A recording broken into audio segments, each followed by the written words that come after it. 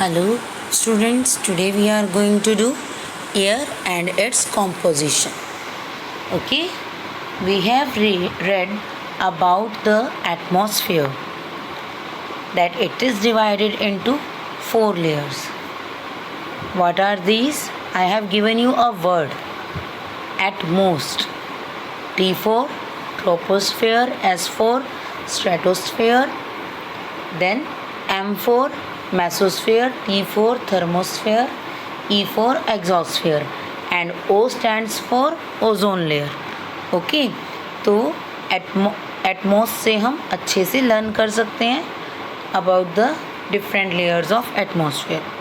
Now today we are going to read about air and its composition, means which gases are there in air, okay, and in how much quantity they are, right? So start. The air that we inhale is not a single gas, it is a mixture of number of gases. जो air हम inhale कर रहे हैं, we are saying कि we inhale oxygen, ठीक है, and Excel carbon dioxide.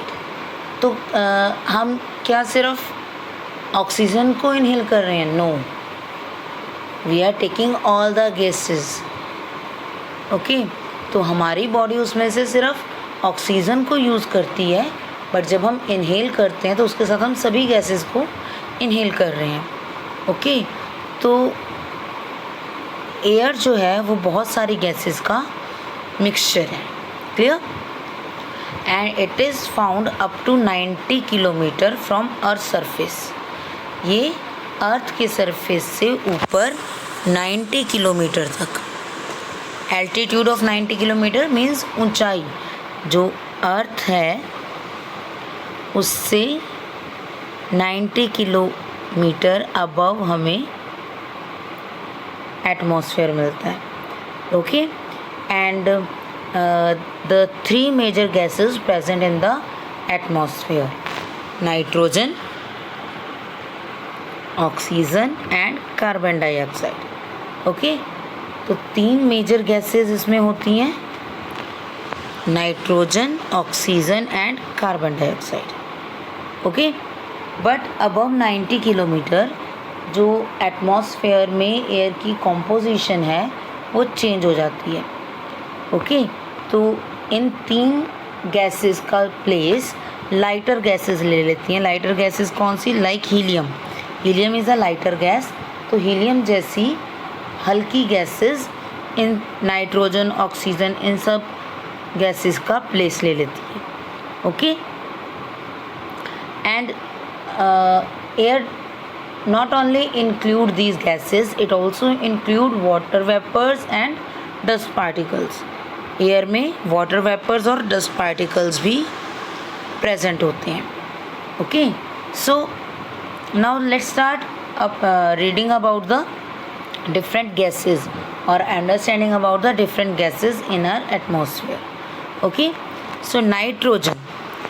First is nitrogen. It occupies 78% of total volume of the in the air.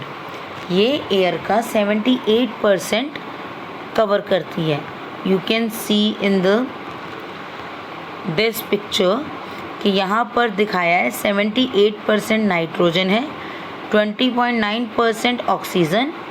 Okay, and other gases में जो हमारे पास 1% रह जाता है, 0.1%, उसमें कौन सी गैसेस हैं? Argon, other gases and 0.03% carbon dioxide. Okay, so ये सब हमारी गैसेस का कॉम्पोजिशन है कि कितने क्वांटिटी है एक गैस की हमारे एटमॉस्फेयर में, हमारी एयर में. Okay, so firstly we are going to read about nitrogen.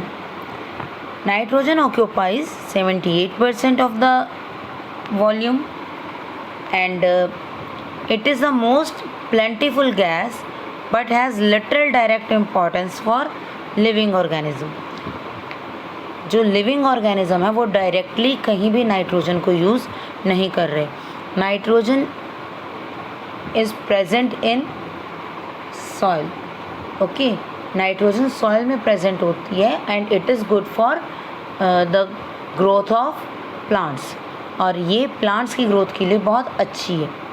Okay, तो ह्यूमन बीइंग कैसे इसको यूज़ करता है, एनिमल या ह्यूमन बीइंग नाइट्रोजन को थ्रू प्लांट्स। हम जो फ्रूट्स खाते हैं या जो क्रॉप्स हमारे लिए हम ग्रो करते हैं तो वो नाइट्रोजन की हेल्प से ग्रो होती हैं, तो उसके हेल्प से हम नाइट्रोजन कंज्यूम कर रहे हैं। ओके, सो डायरेक्टली हम कहीं भी नाइट्रोजन का यूज़ नहीं करते।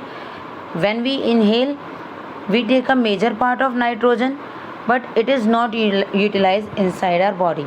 हम सिर्फ ऐसा नहीं है कि हमारी जो बॉडी है वो ऑक्सीजन को ही पूरी गैसेस में से अलग करके कंज्यूम कर रही है। नो, जब हम इनहेल कर रहे हैं as I have discussed before, तो उस टाइम पर हम सभी गैसेस को इनहेल कर रहे हैं, चाहे उसमें कार्बन डाइऑक्साइड है, चाहे मोनोऑक्साइड है, कोई भी हार्मफुल गैस है, नाइट्रोजन है, हम सभी गैसेस को इनहेल कर रहे हैं।